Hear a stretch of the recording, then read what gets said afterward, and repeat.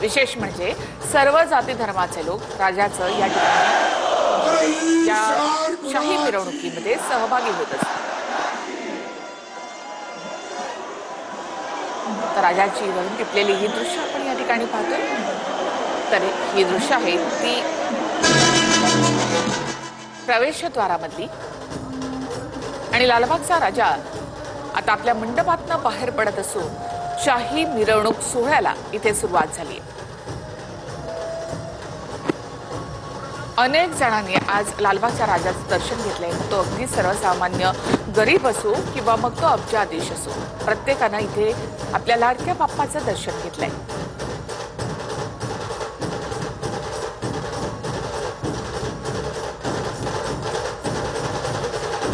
दरवर्षीप्रमाणे तरुण वर्ग देखील मोठ्या संख्येनं या ठिकाणी आपल्या राजाच्या दर्शनासाठी आलेला होता। तर उद्योग क्षेत्रातले असो किंवा बॉलिवूड मधले असो, मराठी चित्रपट सृष्टी असो, विविध क्षेत्रामधल्या मान्यवरांनी देखील बाप्पाचं आवर्जून दर्शन घेतलंय। 10 दिवसांसाठी हा बाप्पा या ठिकाणी विराजमान होत असतो। या 10 दिवसांमध्ये लाखो गणेश भक्तांनी बाप्पाचं दर्शन घेतलंय।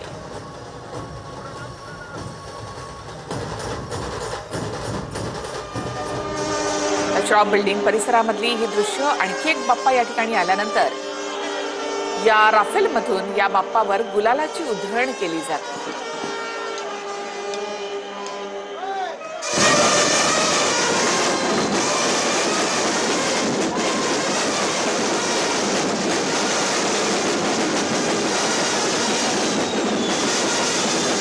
इथे वाजवली जाणारी विविध गाणी ही भक्तांचा उत्साह आणखी वाढवत असतात। राजाची मिरवणूक आता सुरू झाली असली तरी अगदी सकाळी 7 वाजेपर्यंत राजाचं विसर्जन केलं जातं। जे कित्येक तास ही मिरवणूक चालत असते आणि यातले भक्त या मिरवणुकीमध्ये गिरगाव चौपाटीपर्यंत जात असतात। मात्र कोणाच्याही चेहऱ्यावर या ठिकाणी थकवा दिसत नाही, कारण राजा त्यांच्या सोबत असतो।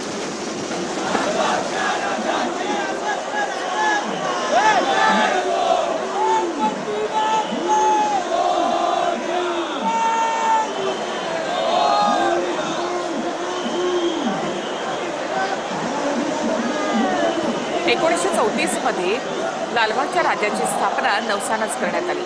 कोळी बांधवांनी इथे लालबागच्या राजाची स्थापना केली आणि तेच या राजाची या ठिकाणी पूजा करत होते। हळूहळू राजाची महती पटली आणि मुंबईकरांनी इथे राजाच्या दर्शनासाठी गर्दी केली। आधी वेगळ्या रूपामध्ये असलेली ही मूर्ती त्यानंतर मात्र एकाच रूपामध्ये म्हणजे राजाच्या रूपामध्ये इथे विराजमान झाली। देखावे जरी बदलत असले तरी राजाची मूर्ती मात्र या ठिकाणी कधीच बदलली नाही।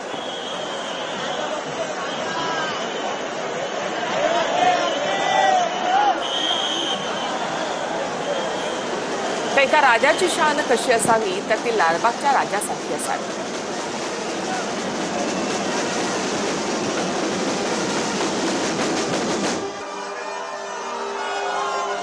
लालबागच्या राजाची शाही मिरवणूक आपण या ठिकाणी पाहतोय।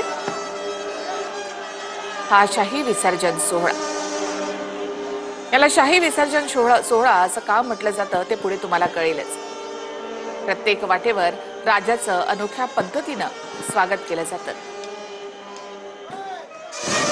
खरं तर बाप्पाच्या निरोपाची वेळ, मात्र बाप्पाचा आगमन सोहळा या ठिकाणी होत नाही आणि त्यामुळे निरोपाच्या वेळी भक्त गणांकडनं राजाचं स्वागत केलं जातं।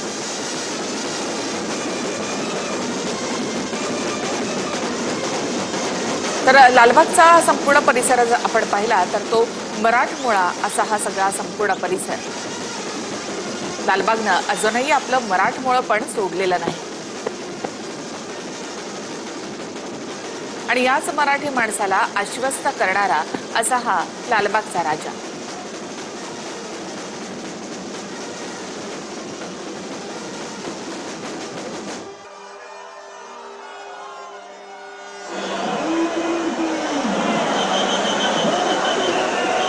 लालबागच्या राजाची ही मिरवणूक आता त्याच्या प्रवेशद्वारापर्यंत।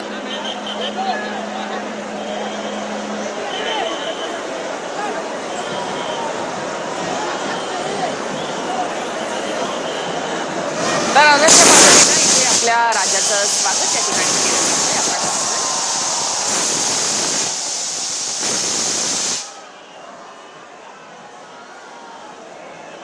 सगळ्यांचे कॅमेरे या ठिकाणी उंचावलेले आहेत, कारण राजाची एक छबी टिपण्यासाठी प्रत्येकाचीच गर्दी या ठिकाणी झाली आहे.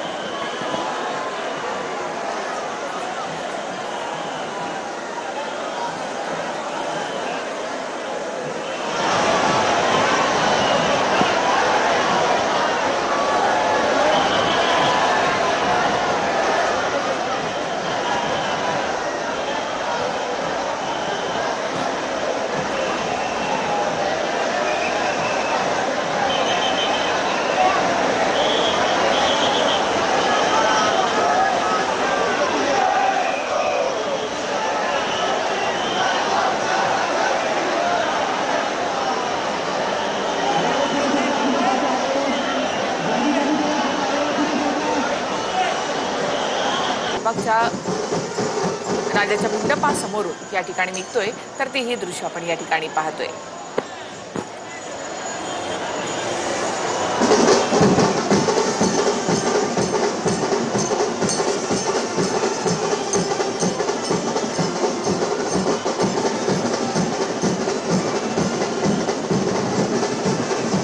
ढोल ताशांच्या गजरामध्ये मुंबईच्या राजाला या ठिकाणी निरोप दिला जातो. श्रीरामाच्या रूपातली ही मूर्ती मुंबईच्या राजाची.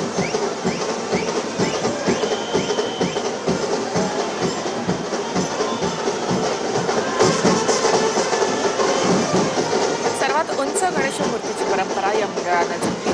तर लालबागच्या राजाची ही दृश्य लालबागचा राजा आपल्या द्वारापर्यंत या ठिकाणी आलेला आहे. तर दुसऱ्या बाजूला मुंबईचा राजा या ठिकाणाहून समोर पुढे जाईल आणि त्यानंतर लालबागच्या राजाची शाही मिरवणूक या ठिकाणी सुरू होणार आहे.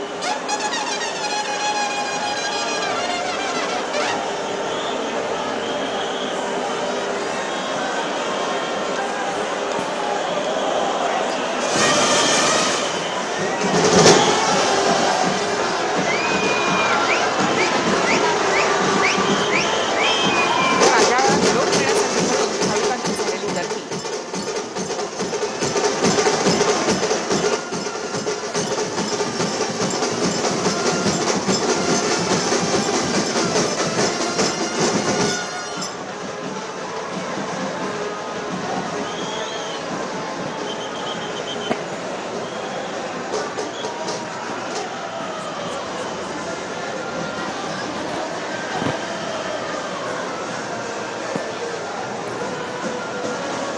तर अनोखा असा हा सोहळा असावा की निरोपाच्या वेळी सुद्धा ढोल ताशे आणि ढोल ताशांचा गजर या ठिकाणी केला जातो. वाजत गाजत नाचत या ठिकाणी बाप्पाला निरोप दिला जातो. कारण प्रत्येकाला माहिती असतं की यावर्षी जरी बाप्पा गेला तरी पुढच्या वर्षी मात्र